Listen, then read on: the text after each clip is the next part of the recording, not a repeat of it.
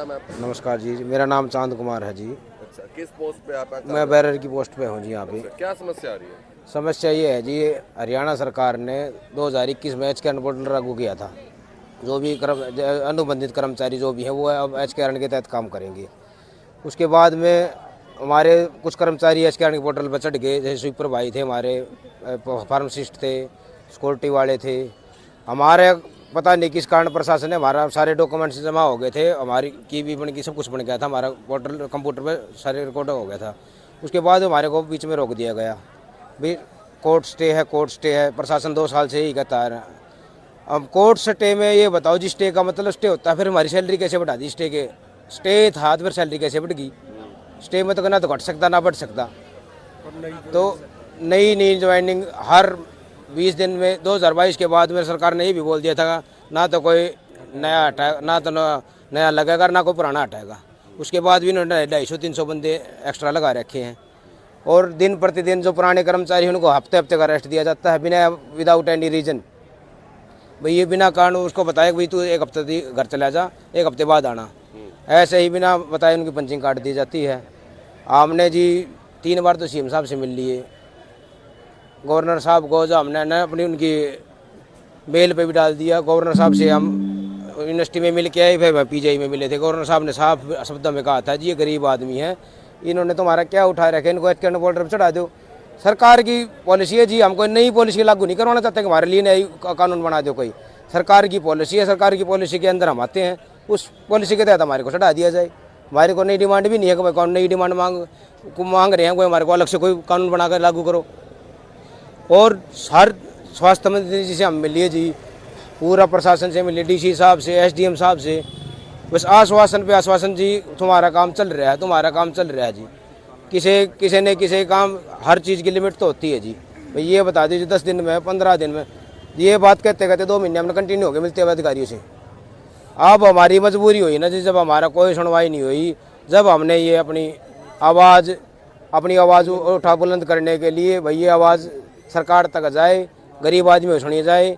14,000 रुपया में ये बताओ जी, बिजली का बिल भरा, बच्चे की फीस भरा, मोटरसाइकिल की किस्त भरा, या किराने की दुकान पर देवा, कोई 14,000 में से भी उसमें से कटकाओ जी 2-3 हज़ार रुपये, 10-11 हज़ार रुपया हैं। हम कैसे गुजारा करें ये बताओ आप? तो अभी हड़ताल की है आज, तो ये कब तक है? ये हड़ताल जब तक हमारी मांगें पूरी नहीं होंगी, जब तक हम ऐसे ही बैठे रहेंगे। ये अनिश्चितकाल हड़ताल है। आप लोग की मांग नहीं मानी जा रही है, इसके पीछे क्या कारण मानते हैं आप?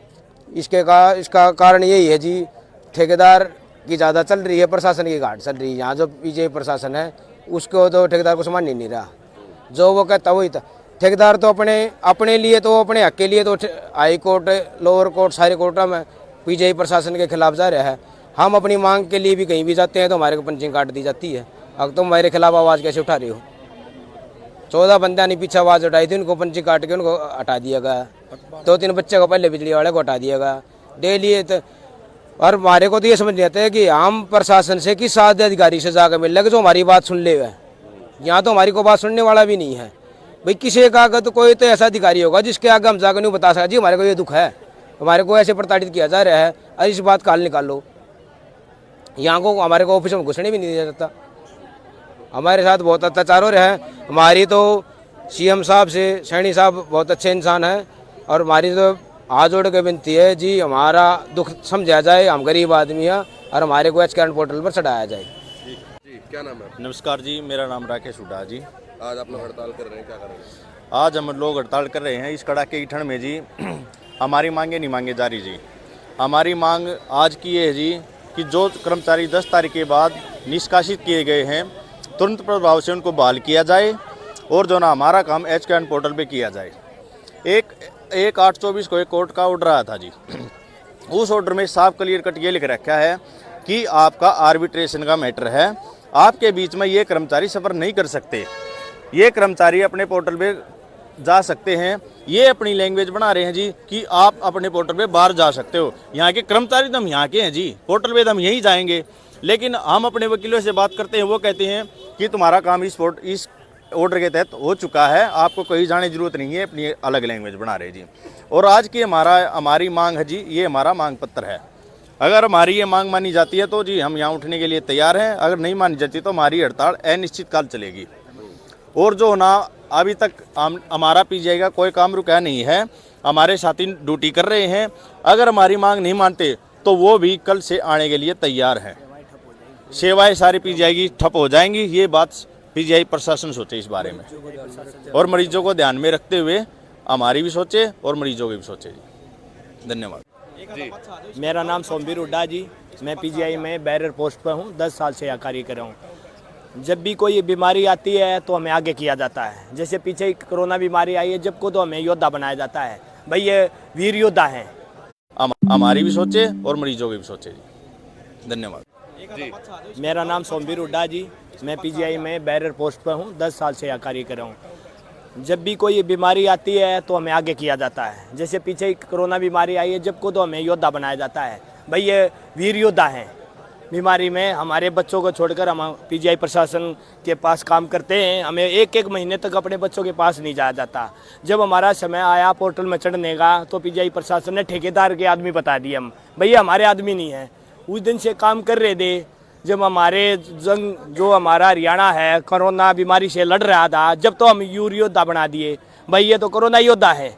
हमारे को एक महीना बच्चों के पास नहीं जाया गया। हम अपनी बीमारी से पूरे हरियाणा को जूझ रही बीमारी से निकाला हमने अपनी मेहनत से। अरे हमारे जो प्रधानमंत्री है मोदी साहब, उसने भी ये कहा था कि इनका भाई स्वागत है, इनकी तनख्वाह भी बढ़ाई जाएगी, इनको ये भी किया जाए। फिर सरकार ने ये लागू कर दी पॉलिसी। लागू करने के बाद भी ठेकेदार और पीजीआई प्रशासन मिलके दोनों हमें रोक रहे हैं। हमारी कोई भी मांग पूरी नहीं रोक रहे हैं। हमारी कोई भी मांग पूरी नहीं हो रही, जिसके कारण इस कड़ाके की ठंड में हमारी माताएं भी हैं, बहनें भी हैं, जो इसमें विजय पार्क में बैठे हैं और उसमें से हमारा कोई भी काम नहीं हुआ अब तक। अगर ये ऐसे ही चलता रहा तो सारी सेवाएं जो हरियाणा इसमें चल रही है पीजीआई में, वो सब ठप हो जाएंगी। ठीक है। मेरा नाम विनय है जी। मैं सन 2014 में लगा था और यहाँ पे पीजीआई में बहुत भ्रष्टाचार हो रहा है। ठेकेदार जी अपनी मनमानी करते हैं। जो नई ज्वाइनिंग करते हैं जी उनको तो यहाँ ड्यूटी दिलाते हैं, जो पुराने आदमी हैं उनको रेस्ट देते हैं। ठीक है। और यहाँ पे कोई भी पीजीआई में हम किसी के पास भी जाते हैं, एमएस है या डायरेक्टर है, कोई हमारी सुनवाई नहीं करता। कहीं भी सुनवाई नहीं है जी हमारी। क्या कारण है इसका? कारण ये सब ठेकेदार अपनी चलाते हैं जी यहाँ पे। ठीक है। जो खुद वो अपने बंदे लगाते हैं उनको तो रेगुलर ड्यूटी मिलती है कंटिन्यू, और जो पुराने आदमी हैं यहाँ पे उनको महीने 2 महीने में कभी कभी बुला लिया तो बुला लिया, नहीं तो घर पे ही रहते हैं, वो रेस्ट देते हैं उनको। फिर रोजगार कैसे चलता है? रोजगार अब कैसे जी, बस ड्यूटी 2-4 महीने में 5-7 ड्यूटी दे दी तो दे दीजिए, यही रोजगार चल रहा है। यार अब ये पीजीआई प्रशासन सारा मिला हुआ है जिससे ठेकेदारों से, कहीं कोई सुनवाई नहीं है। कहीं भी चले जाओ कोई हेल्प नहीं करता। 10 साल हो गए जी मेरे को लगे। यहाँ पे सब सुपरवाइजर सब इन्वॉल्व हैं जी, सब एमएस डायरेक्टर बीसी सब इन्वॉल्व है यहाँ पे। यहाँ कोई किसी की नहीं सुनता जी, सब ठेकेदार की चलती है। उनके जो आदमी जो उन्होंने लगाए हुए हैं ठेकेदारों ने अभी नई भर्ती करी है, वो तो रेगुलर ड्यूटी करते हैं। 10 साल में कितनी बार तनख्वाह बढ़ाई गई है? 10 साल में पहले तो 2020 से पहले तो बढ़ती थी जी तनख्वाह। 2020-21 के बाद कोई तनख्वाह नहीं बढ़ी है जी, ना कोई एरियल का हिसाब दिया इस ठेकेदार ने। और ये बहुत मनमानी कर रहा है जी, बहुत परेशान कर रखा है यहाँ बैरियरों को, बहुत ज़्यादा, बहुत शोषण करते हैं जी। आपका परिचय? मेरा नाम सुकन्या है जी, मैं बैरियर हूँ। पीजीआई में 2012 से जॉब कर रही हूँ। यही है कि हमारी ना तो सैलरी बढ़ रही जी, ना HKRN में कर रहे। सरकार ने जब परमिशन दे दी तब भी हमारा काम क्यों नहीं हो रहा? क्या ऐसी दिक्कत आ रही है? अथॉरिटी कहाँ अटकी बैठी है, हमें कुछ नहीं पता चल रहा। मजबूरी में हमने पार्क में आकर बैठना पड़ रहा है। अब पहले भी कई दफा हड़ताल कर चुके हैं, लेकिन बार आपको आश्वासन दिया था, पर हाँ, बस काम नहीं होता सर। क्या कारण है इसके पीछे, क्या मानते हैं? अब क्या बताएं सर, हमें तो ये बोल दिया जाता है कि आपका कोर्ट केस चल रहा है। हमें आज तक ना तो कोई लेटर देखा, ना कभी मतलब बताया ठेकेदार ने खुद आकर के भैया ऐसे हो रहा है, ये लेटर है, कभी कोर्ट से स्टे लेकर है, कुछ भी नहीं। बस अथॉरिटी बोल देते कि आप हमारे बंदे नहीं हो, ठेकेदार। हाँ, बस काम नहीं होता सर। क्या कारण है इसके पीछे, क्या मानते हैं? अब क्या बताएं सर, हमें तो ये बोल दिया जाता है कि आपका कोर्ट केस चल रहा है। हमें आज तक ना तो कोई लेटर देखा, ना कभी मतलब बताया ठेकेदार ने खुद आकर के भैया ऐसे हो रहा है, ये लेटर है, कभी कोर्ट से स्टे लेकर है, कुछ भी नहीं। बस अथॉरिटी बोल देते कि आप हमारे बंदे नहीं हो, ठेकेदार के हो। ठेकेदार हमें हटा देता। फिर अभी 14 बंदे हटा रखे हैं, और कुछ तो ऐसे हैं कि भाई ड्यूटी करते करते हटा दिए। छोटी सी भी बात को इनको बुरी लग जाओ, बंदे को हटा देते हैं। तब आप आप लोग काम छोड़ के हड़ताल पर बैठे हो, इससे आपके काम पे भी फर्क पड़ेगा? बहुत फर्क पड़ रहा है, बहुत दुख हमें भी है, पर क्या करें, हमारी मजबूरी है जी। 4 साल हो गए इंतजार कर रहे थे, अब बिल्कुल मतलब ये हो गया कि काम हो ही नहीं रहा, मजबूरी में बैठना पड़ रहा है। फिर घर कैसे चलाओगे ऐसे अगर काम छोड़ के? क्या करें फिर, वहाँ काम करते करते भी कौन सा घर चल रहा है हमारा। 1 महीने में मतलब जो सैलरी हमारी आनी है उससे भी काट के दे रहे हैं, उसमें कौन सा घर चल रहा है हमारा। 9,000 रुपये 14,500 थे, फिर 15.5 कर दिए, वो भी अभी 12, 9,000, 8,000 ऐसे सैलरी दे रहे हैं। काम करते करते भी सैलरी कट रही है हमारी, और कुछ बोल भी नहीं सकते। नहीं, कोई छुट्टी नहीं होती, फिर भी काट लेते हैं। जब से एपी सिक्योरिटी कंपनी आई है तब से हमारी सैलरी लगातार कट के आ रही है। इन बंदे लगा रखे हैं अपने, उनको हमारी सैलरी काट के उनको देते हैं। रिलीवर के बोल देते हैं, उनके रिलीवर है, आप छुट्टी लोगे तो ये आएंगे, उनको सैलरी दे देते हैं हमारी। जबकि 2021 के बाद कोई बंदा लगना नहीं था, फिर भी लगा रखे हैं। सुबह कितने बजे आए थे आप? हम 6 बजे आ गए थे जी। नमस्कार, परिचय कुलदीप शर्मा, मेरी वीसी ऑफिस में ड्यूटी है। क्या कहना चाहते हैं? ये कहना चाहता, शोषण चल रहा है पूरा पीजीआई में, प्रशासन और ठेकेदार की मिलीभगत चल रही है। अभी सुबह की बात है, गया था ड्यूटी और उसके बाद पीए साहब ने बुलाया, बोले हाँ जी ड्यूटी करना चाहते हो या स्ट्राइक में जाना चाहते हो।